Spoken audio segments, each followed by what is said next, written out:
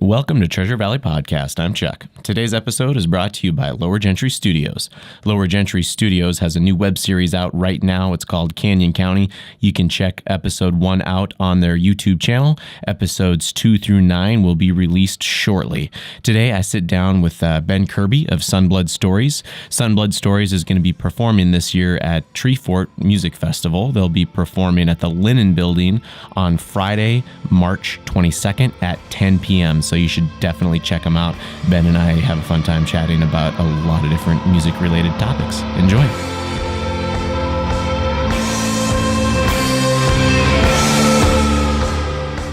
Welcome, Ben.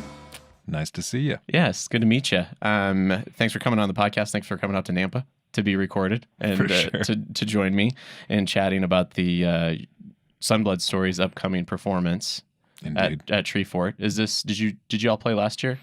Yeah, I've actually played every Treefort. Oh, wow. Yeah. Originally, I played the first year, and it was just me as a solo act. Yeah.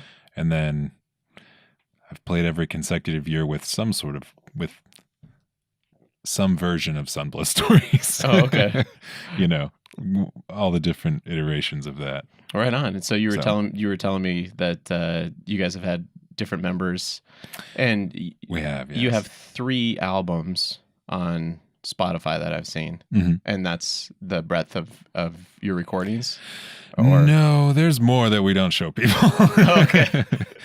So there's 2 studio albums and then a live album. Okay. That we recorded in Portland. That are the things we show people. Right on. How would you explain your music to people that haven't heard you and are curious about coming and checking you out at Treefort? The ultimate question that no one has a good answer for. I know, right?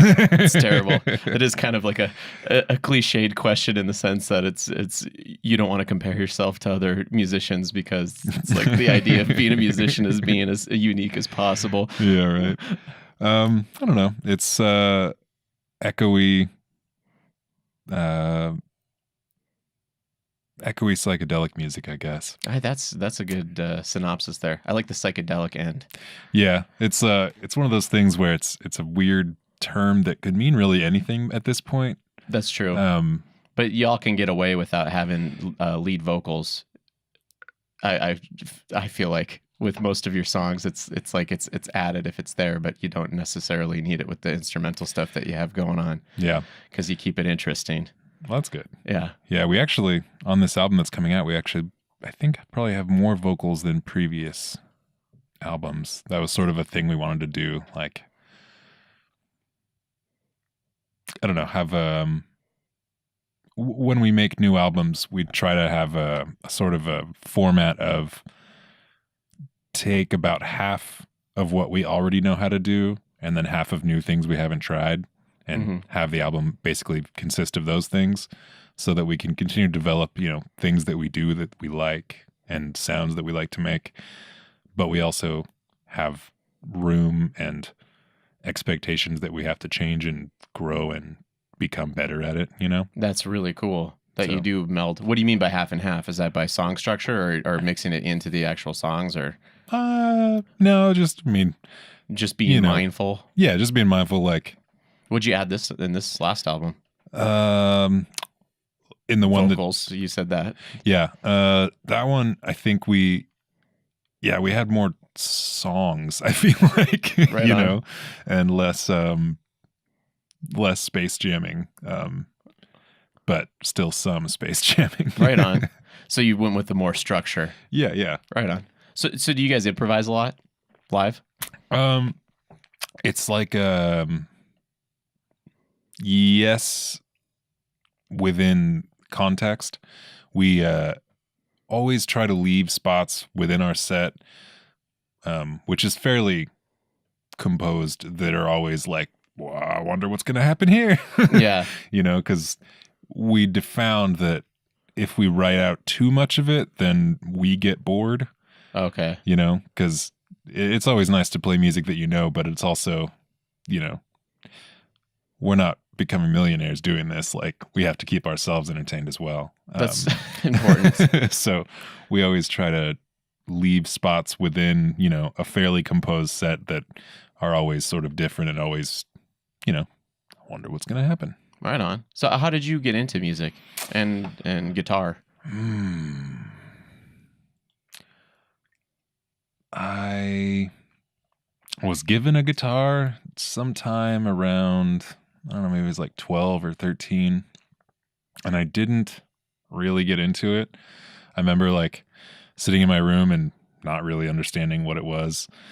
And I would get actually like banging on things a lot. So I would get like a laundry basket and then just slap the guitar strings because it was just an old classical guitar and just like bang on this. I'm like, I don't really understand. So it just sat in my closet for a couple years until I was like 15 maybe.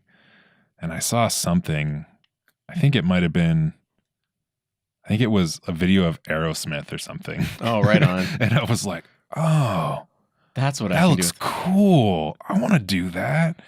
And my mom knew like 3 chords or something. So she showed me the 3 that she knew. And I was just essentially strumming the same 3 chords for like 6 months. Nice. Before someone showed me something else. Nice. You didn't do lessons, or did you ever? Not ever regularly. I would just get lucky and someone would show me some stuff. Oh, that's pretty slick. But I was generally just I played guitar in jazz band in high school, but yeah, see that a funny story there too is that you can never find. The high school always has a jazz band, but they can never find a guitarist that really knows how to competently read music. It seems like at that age, yeah, it's and just I totally don't know how to. impossible. They used to give me the sheet music when I'd come in, and I'd be like, I don't know, like, can you give me the song and then like what the key is, and I'll just kind of figure out some chords to strum over the top of it. Yeah, and then I'd have a buddy that'd be like, well, this is like a jazz chord. Because it was before you could search a lot of that stuff up on the internet, and I'm just like, okay, well, let me throw in one of those instead of a normal C. It'll be jazzy. Yeah, it'll be a 6/9 chord. Yeah. I don't remember even where I saw it, but I found some chord chart that because I basically just played cowboy chords and stuff, and I knew a blues scale, and then that'll get you basically covered for right. anything. If you know a blues scale, you can just like throw yourself into any situation. Yeah. Rock, country, jazz. But it was very fun. Like I must have been some jazz guitar book or something, but I learned the jazz chord structure where you have the root note and then you damp the A string and then damp the high string. It's just the middle 3 strings are where you chord, and then you have the bass note. Yeah. And I learned that style. And I was like, oh, that's very useful. And so I just kind of learned how to do that, and still terrible at reading music. I even went to music school, and I'm still just like almost incompetent. There's something that I personally feel like there's something that gets removed when you're reading notes on a guitar, especially.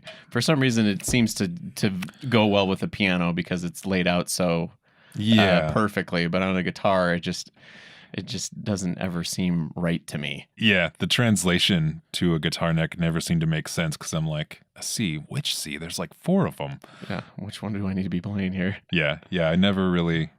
I would have to like play it on the piano and then learn how to sing it and then play it on the guitar in order to be able to play it. Oh, right. And that would take forever. So you play piano too then? Or? Yes. Oh, right on. Yeah. Do you only play guitar with Sun Blod Stories, or do you guys kind of just run around wherever you're needed? I have played keyboard like in previous iterations, but now I just pretty much play guitar. These previous iterations are like making me a little bit curious. Almost like, well, I got fired from keyboard for a while, and then they can probably back on as a guitar player. It's just at the beginning, after it was just me solo. When I first had a band, it was still basically me writing songs and them backing me up. Okay. And so I would write songs on keyboard, I'd write songs on guitar or whatever. Yeah. And so whatever I wrote it on was what I played it on live. And eventually it just became that I didn't want to drag a keyboard around and play because that'd only be like 2 or 3 songs. Oh, and so yeah. I was just focused on guitar. And then, a lot less work there. Yeah. Even a guitar amp, it's lighter compared to a lot of the other equipment that one can get involved in with any of the other instruments instantly is more weight. Yep. Basically. But unless it's a tambourine. but yeah, So you had your own solo act for a while first, and you all work together on the compositions now, right? Yeah. What is that like as far as the difference in creativity? Great. Yeah. I don't ever wish to go back to the days where I'm just writing songs and everyone's just backing me up. Like, that's pretty boring, at least for me. It's gradually become more collaborative through every album.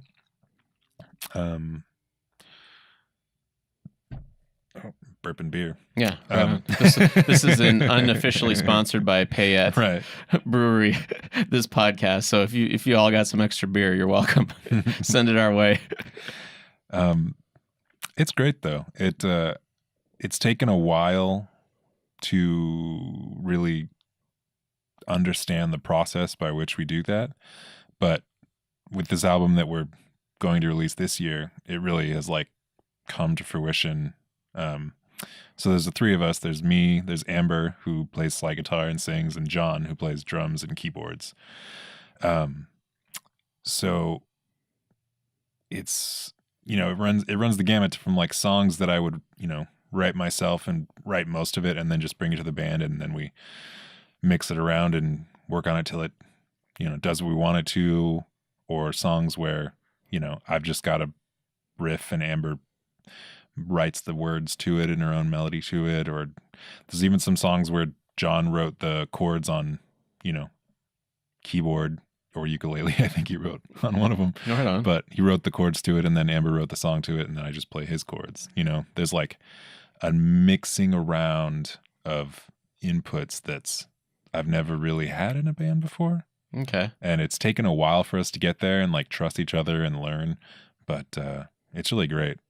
And I'm still sort of I guess you'd call me the musical director, Mm-hmm. I don't write all of it, but I'm the one who records rehearsals and then listens to rehearsals and then does the legwork as far as which pieces are going to be worth keeping and which pieces you can just toss out. And what do we've got to work on. And but then it's nice because I am the person who gets really in depth with it. And, if you're missing the forest for the trees, I'm definitely looking at the trees. Yeah. And and Amber and John are both excellent listeners, and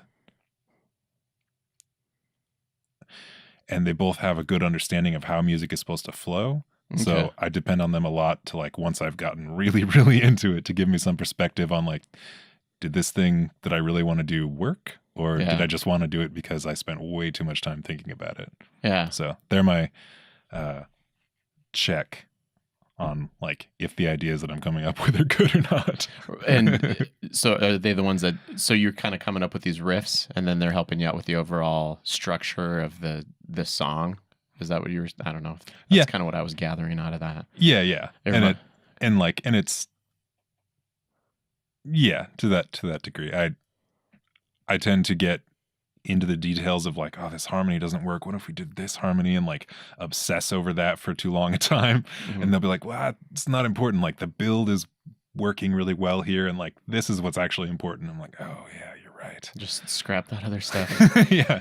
I was listening to this. I was listening to this Hidden Brain. I don't know if you've ever listened to that one at all. But just this last week, they were talking about this psychiatrist that studies brain balancing and like our split brains, left brain versus right brain. It was super interesting, and like that. There's that cliche about like artists are right brain heavy, whereas like engineers are left brain heavy. But and then they disproved a lot of that. But he's going back into the science, and he found out that a lot of the he says technical things that we do come from our left brain, like being able to execute like a certain riff with your fingers is there, whereas being able to hear the song as a whole and what part fits in overall is right. Yeah, and that makes sense. It's super easy to get, and he was explaining how it's super easy to get caught into that structure part and lose the forest through the trees. And it's a very common thing that a lot of people run into, is because you're so used to trying to work on that, and that's where the effort is placed, and then not being able to step back Yeah. and then look at it all. It was pretty slick. That's very much something that I've had to learn over the years. Give it up and then come back to it. Yeah, learning how to listen to music. Like I do this a lot when we're recording, and had to learn how to do it because I was shooting myself in the foot. But learning how to listen to what we've recorded or what we're working on as close to someone who doesn't know shit about the music that I'm working on as possible. Okay. Like that's really important because my self-criticism gets really intense, you know, and I get stuck in the patterns of like, this isn't good enough. It's not good enough. Fuck it. Just scrap the whole fucking album. Yeah. And, but you know, taking time away from it, forgetting things, and then going back and trying to listen to it like I don't know all of the little mistakes that happened and all of that, and just trying to gauge the overall impact of it is a big thing that I've learned over the years. Yeah, so my brother, he writes. He does a lot of writing. Like we write together, you know, as far as like the screenplays and stuff that we do. But basically, we plan it together, and then he's the one that's sitting down and actually filling the pages with words to make sure that it's interesting, you know, and that's his skill set. But he kind of taught me a lesson as far as being able to let go of stuff, because he says your first draft is always just terrible anyway, you know, and you have to throw 95% of it away. And then he's like, it's not that that's bad or unuseful later on. So he has like this is just notebooks and notebooks of unused things, but he kind of has like a mental index of what's in there. And then he can be like, oh yeah, I wrote that one thing that one time that didn't fit here, but now it's going to fit in this other thing. Yeah, and definitely. that's the whole creative process is just, it's like the iceberg. It always seems like, and then that it's 99% there, and you got there after, you know, whatever, 5 or 6 hours. And to get that other 1%, it's another 5, 6, 7 more hours if you want to even try to approach that. It's kind of like, where is my time best spent?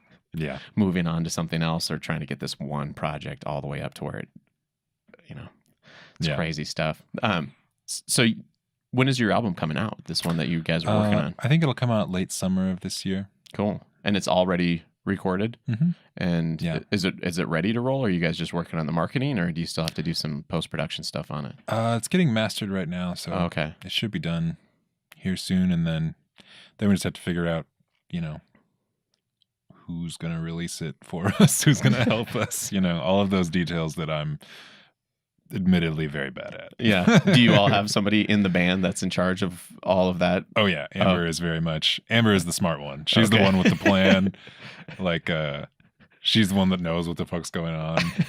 And it's good to have somebody like that around you. Yeah, like I'm that person for the music and listening to rehearsals and, you know, critiquing. She's the one for like all sorts of marketing and having a general plan.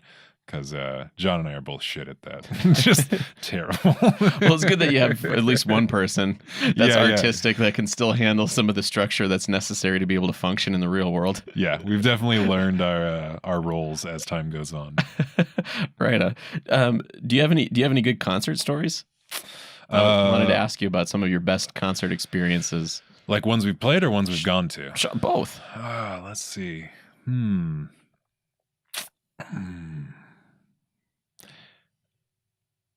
Let's see. Let me think about that one. Yeah. No worries. Do you have any other questions? Yeah. What about your I wanted to ask you about a musician that you envy. Sounds like you're a multi-instrumentalist. Yeah. Who do you envy for their skill set?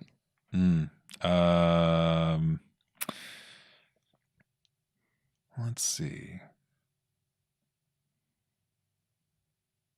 Oh, someone who's like just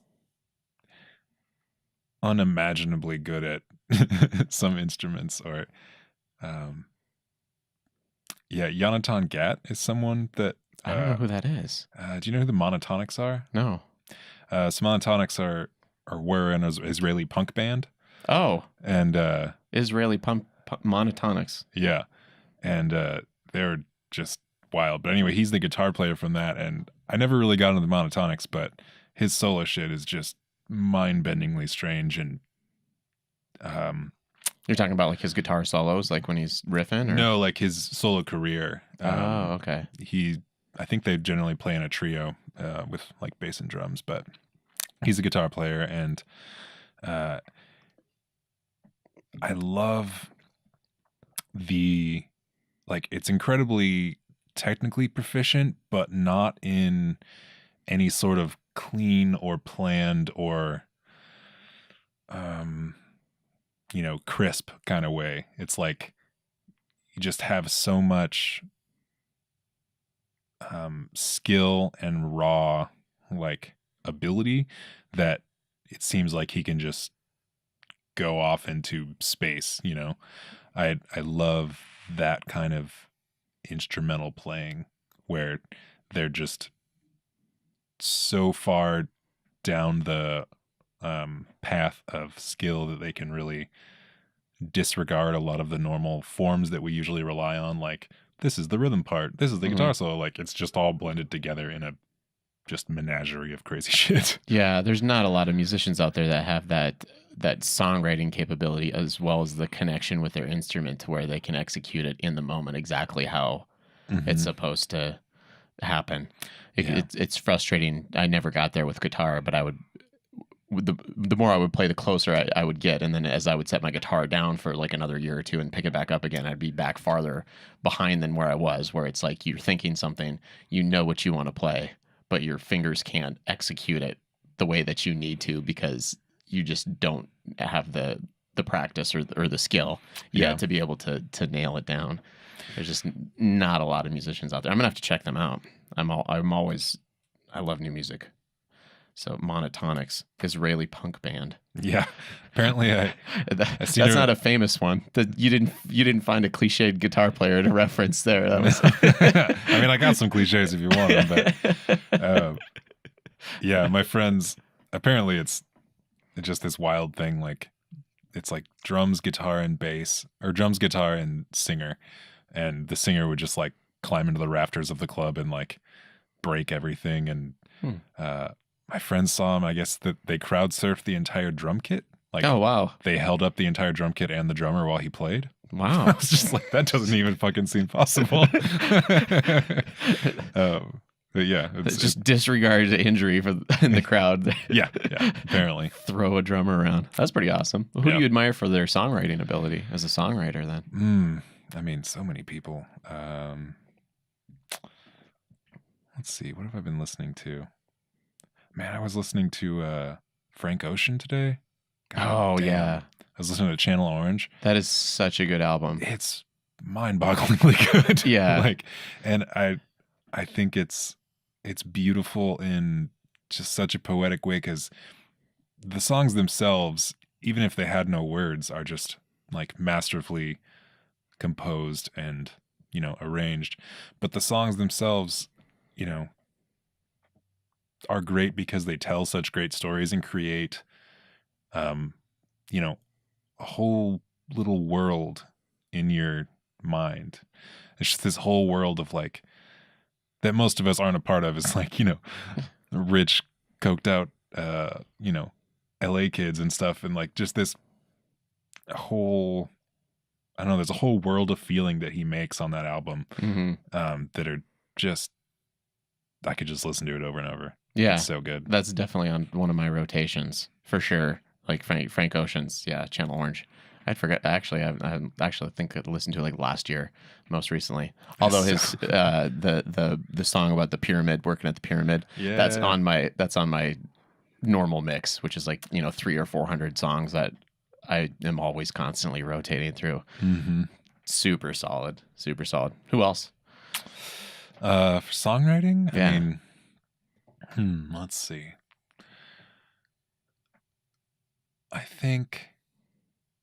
I don't know, someone I was thinking about lately that I'm just loving is why is my brain blanking out? Oh, Prince. Oh yeah. Like, I mean, that seems like everyone's for that, but like just trying to wrap my brain around everything that he created and like the entire basically made his own genre of music Mm-hmm. that he mastered, and nobody Yeah. else has really mastered it.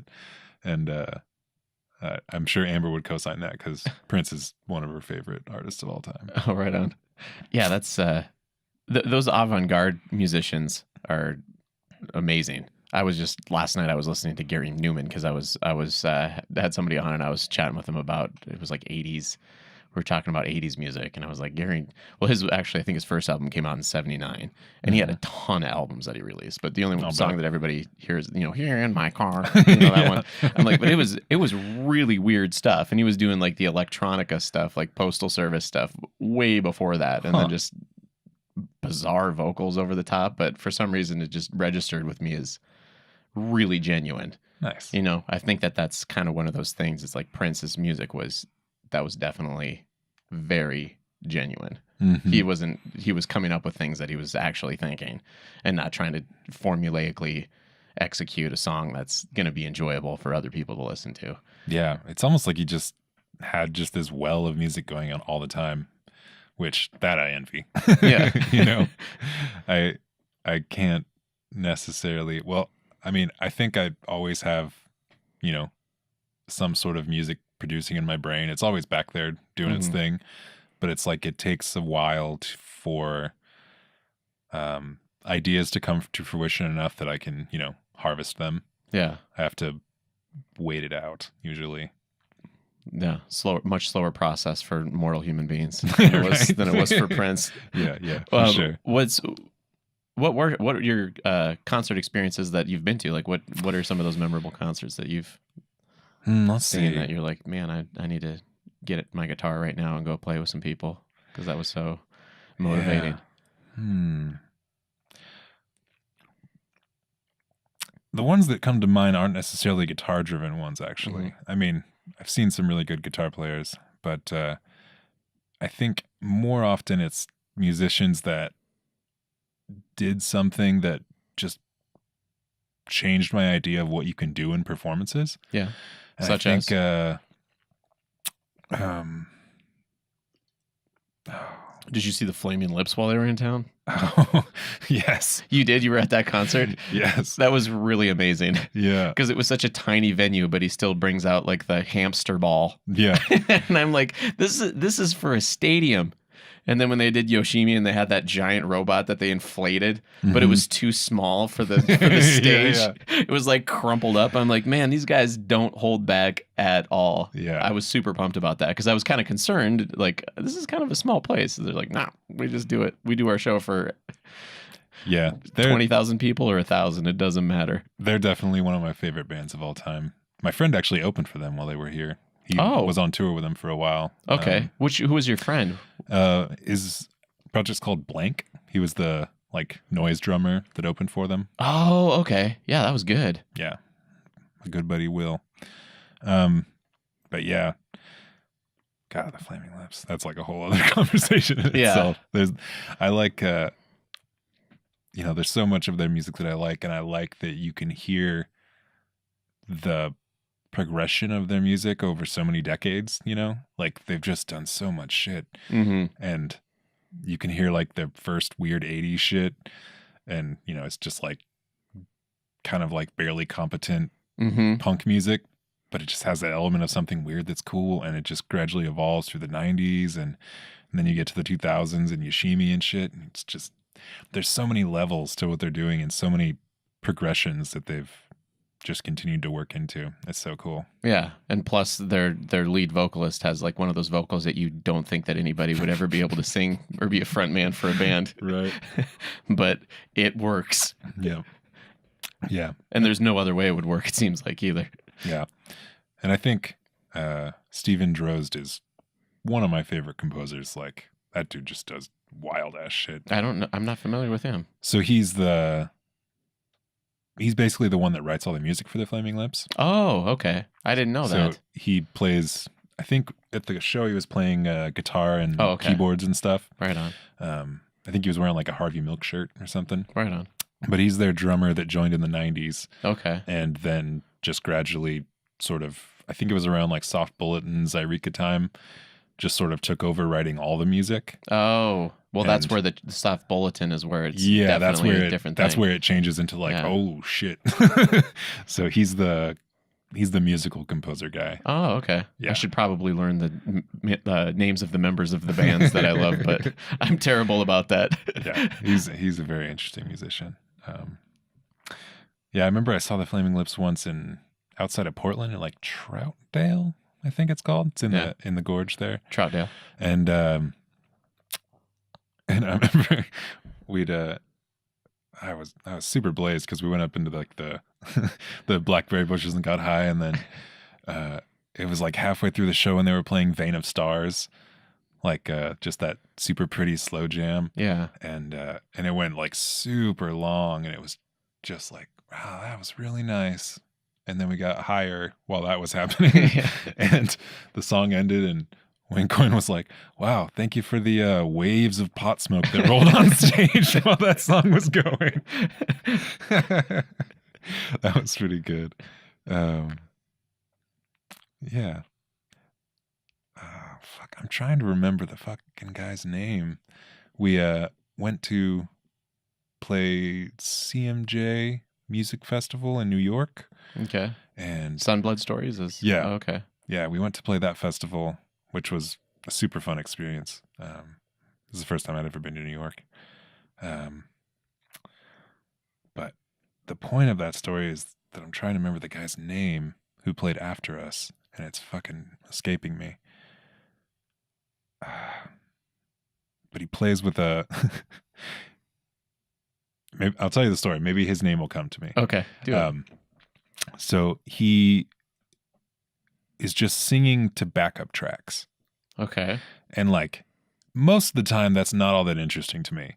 Mm-hmm. And AKA karaoke. Pretty much, yeah. Okay. But some people can do it because there's just something going on with how they do stuff and just their personality and presence that makes it just wildly interesting to watch. So he played this weird, big bar with all these giant, glowing lights, and we were playing, and we're like a loud psychedelic band, and people are just chilling and maybe listening, maybe not, and it's fine. Yeah. And then this guy gets to the stage, and he so this room is packed, and it's just him, and he has a cape and a mask, like a robin mask. Okay. And and so he's sound checking and just playing. He just had like an iPod, and he's just playing the song, Mm-hmm. and everyone's like entranced because it's beautiful. And then he's like, yeah, okay. And then he stops the music, and everyone claps. He's like, no clapping. No, I do not want you to, please don't clap. No. And we're all like, okay. And it's just creates this like weird dynamic with the audience to where it's super awkward, but you can't not be entranced by it.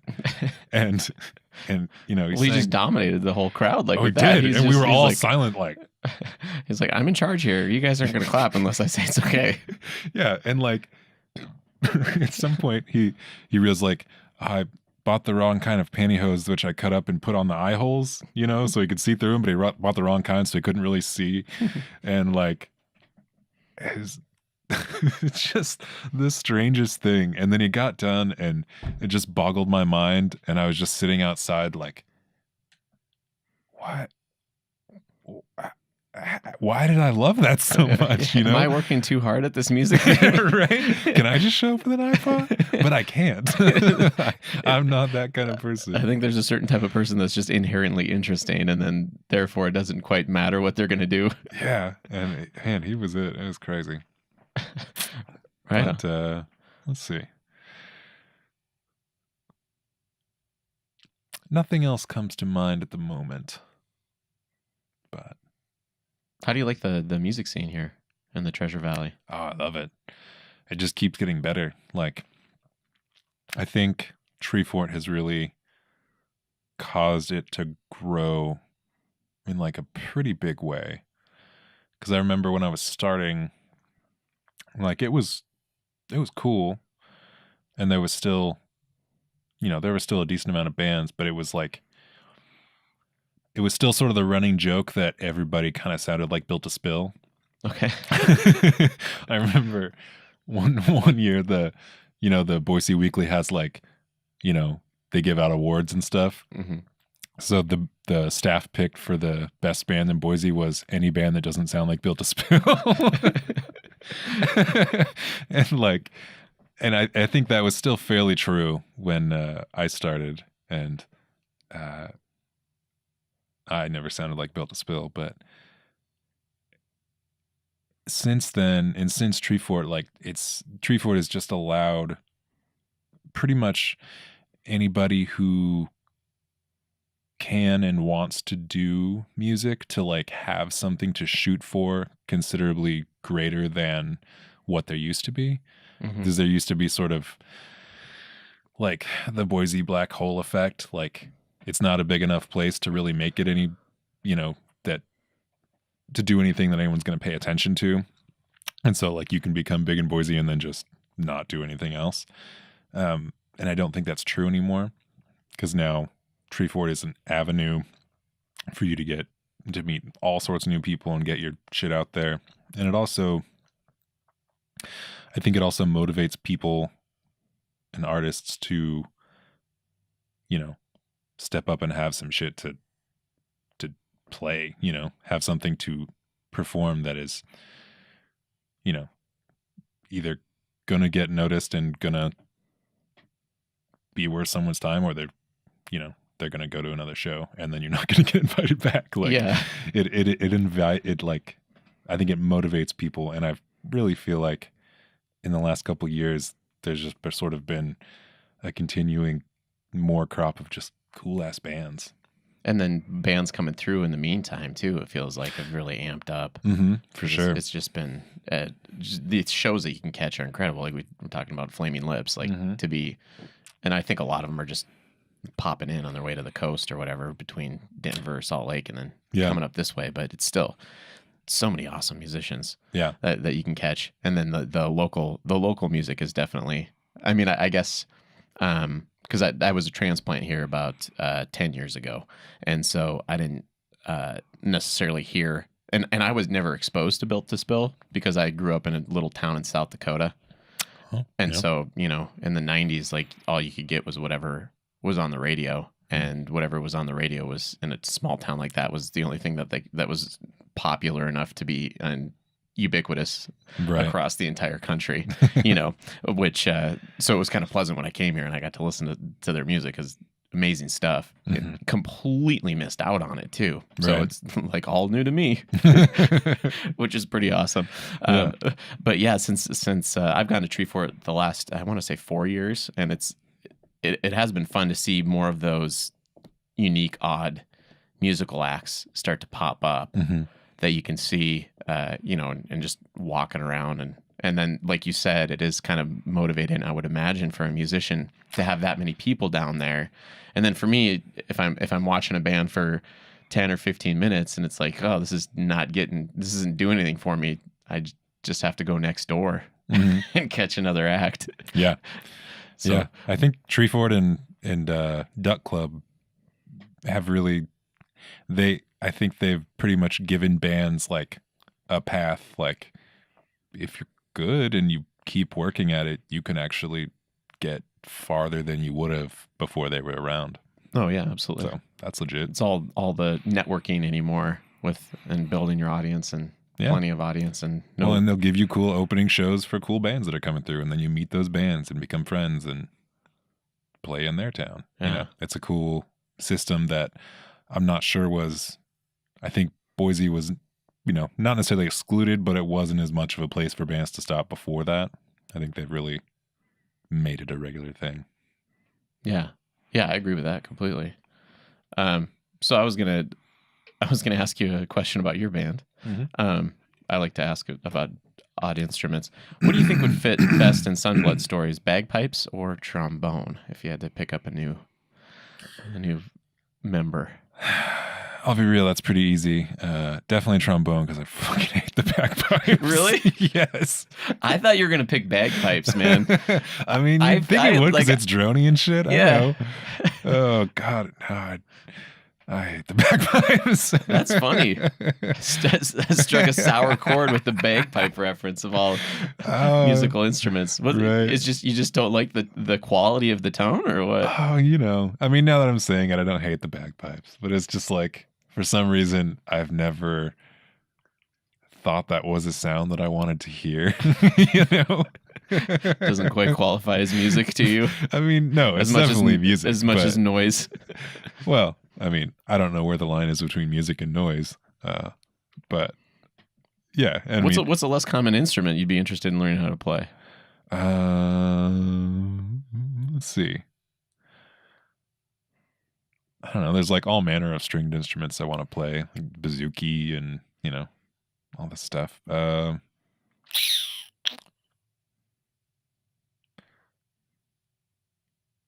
I don't really know, actually. I really just fucking love guitar. Like, I don't generally feel, I don't feel a lot of desire to play other instruments too often. Like, I like playing piano and I like playing bass. Drums are fun, but I'm a terrible drummer. Drums are fun, but they are really hard. Yeah. They're very difficult to get all those limbs coordinated at the same time. Yeah. And drums, I think, at least in my experience, it seems like the people who are good at drums learned them and came to understand the instrument at a very young age, or at least an adolescent age. Yeah. Because I think there's just like some wiring in the brain that not necessarily like controlling limbs independently, because different instruments do that, but there's something about the feel of the drums and like the way that a good drummer can interact with the beat that I feel like is pretty difficult to learn later in life, Like fluency with rhythm. Yeah. Like if you're, regretting your lack of studying as your entire life and you're like at 50, like, I want to learn how to speak Italian. Yeah. It's like, you're going to sound a lot weird. Harder. You're going to sound weird if you're learning how to speak Italian at 50. Yeah. It's just not going to be the same thing. Mm-hmm. Yeah. I guess you could, like a native speaker, like a native learned drummer, like those are great to have. Yeah, the rhythm. It is kind of a different thing. I had to play bass for a while when I was in college because like everybody had a guitar player already, yes. And I had a bass. I learned bass for the same reason. It's like, okay, but it was really difficult to have to repeat the same thing over and over again and maintain that groove constantly for the entire time. Yeah. And then having to learn how to play with the drummer and realizing that you're just kind of like in this for the long haul. Yeah. And if you do anything interesting, it's just going to mess everything up. Yeah, because it turns out it's not interesting. Yeah. Yeah, I learned a lot about music from playing bass. Like, I started playing guitar, and that was cool. But then I played bass in different contexts, and that's really, I think, learned some extremely valuable lessons about music from playing bass. As far as the composition end? Yeah, from the composition and from the restraint end, and like, like you're saying, like understanding that you have to constantly maintain the groove and the chord structure, and that any interest you have in deviating is not really important. Like, it will actually make you less cool, unless you just happen to do it in just the right spot. But like the point, probability is very high. If you take too many bass solos, you're going to come off as a doofus. Yeah. Unless you're Victor Wooten, you just can't quite pull that off. Yeah. And even when he's playing, a bass line to an actual song, he's not fucking around too much. No, he's just playing a good bass line. If he's playing solo, then he can do it. That taught me a lot about just how music works in general, and what are the important things in the structure of the music. It's not about what cool notes you want to hit. Like, it's about what things are you going to do that's going to make the music, I guess, come alive, or whatever, whatever goal you're going towards. The momentary desires you have to play something that sounds cool or something that might get you laid later, like all of that is actually extremely secondary to just making sure that the music is very solid and, together. Lead instruments are lead instruments for a reason, I feel like. Yeah. And then the other ones, if you're not playing a lead instrument, it's so important to be able to it's bigger to take stuff away rather than add to it in most cases. Yeah. Well, and I think that's what bass taught me about music in general, and I can apply it, or I learned to apply it to lead instruments too. Like, I was a guitar player, so I was always getting to take guitar solos, and it'd just be like, I know these notes, and I'm just going to dick around and play them. But I think once I learned bass and once I learned, the discipline of doing that, it made me realize that, like, the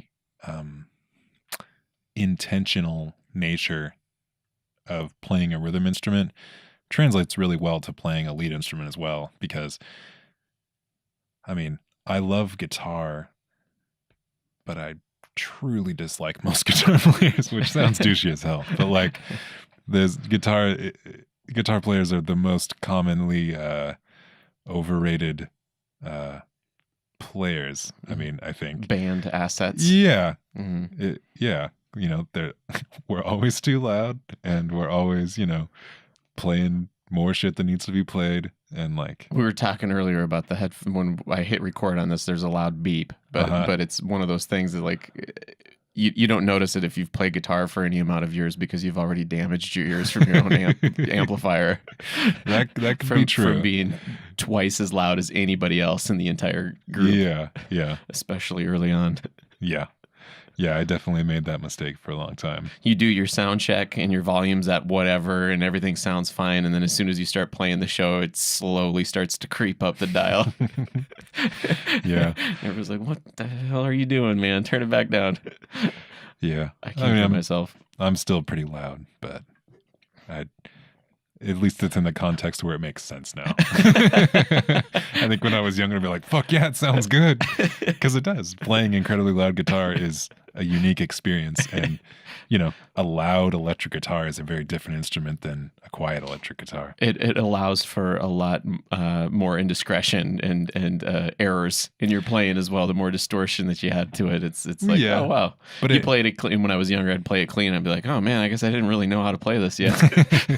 Well, they're different instruments. One of the most magical feelings of playing guitar is playing a guitar that is, it's probably loud. It doesn't necessarily have to be loud, but a guitar that is so distorted and gain heavy that it essentially makes sound whenever you put your fingers on it. Mm-hmm. That's an amazing feeling.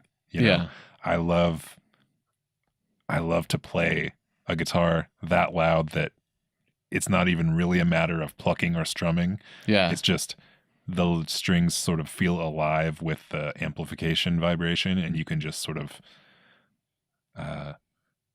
grab a hold of it and make it do all sorts of cool things that aren't even necessarily notes. You just make a whole world of sounds out of these sort of alive strings. That's like one of my favorite things. Oh, that's cool. Yeah. Yeah. You guys mess around with that a lot in the moment, or is that something that you structure usually? Oh, no. The fuzz jams. The fuzz jams are always pretty much made up. Because you can't, I guess you can, if you plan it right, you can sort of know what it's going to do. But I think that's what's interesting about loud fuzzy guitars, is that they're kind of wild instruments. And if you're trying to recreate the same thing every time, at least for me, it doesn't really work that way. Do you play with a pedal board and right on? What do you have for your setup? I started out with no pedals, when I was playing by myself, and you can sort of almost trace the shape of the band in what pedals we use. Got it. Because when I started, the only pedal I had was like a wah pedal. Mm-hmm. And there was like the first instance where we were kind of almost like a blues rock band, which no one really knows that part of it, which is probably good.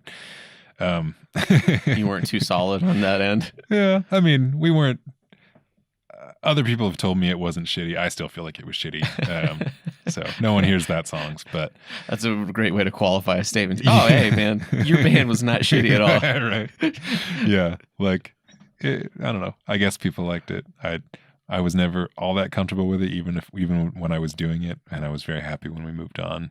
And the next iteration after that was when we discovered echo pedals. Oh, okay. That was around the time that Amber started playing slide guitar, and then we just got echo pedals. And that's cool. Right around that time is when we recorded that live album in Portland. It's live from the Banana Stand. Oh, okay. And yeah, that was a whole different thing. That was the first time we didn't have a bass player, and we were a trio with a different drummer than we have now. And that was basically, we got these echo pedals because, suddenly there wasn't a bass and there wasn't more instruments and there was all this space. And like, how do we fill this space? Echo pedals. Nice. And, we learned how to stretch our sound in, all the different ways you can with different amounts of echo and stuff like that, and learned how to noise jam.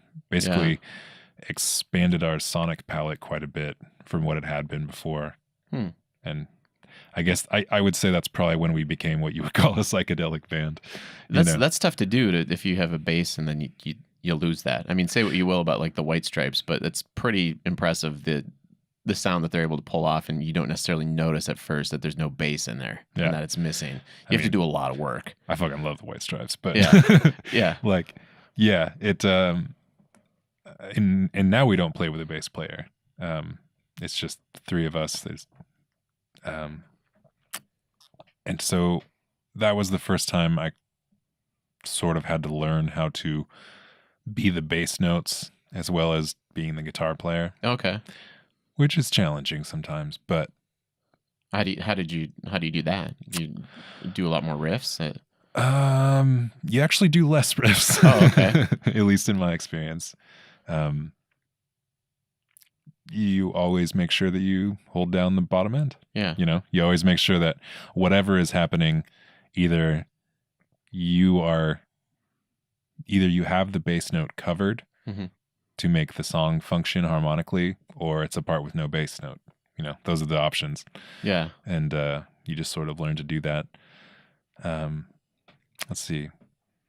So after that, after we discovered echo pedals and we were a trio for a while, that was the part where, we played some songs, but you could arguably say like half our set wasn't even songs. Like it was just weird noise jams. Oh, nice. So that was the point where I think our parents stopped liking our music. And they were like, well, there goes half our audience. Yeah, cool. But we got a lot of new people because they were like, that's fucking weird. I'd never heard that. So we did that for a while. And then we moved on again and got another bass player, and sort of that was when we did Twilight Midnight Morning.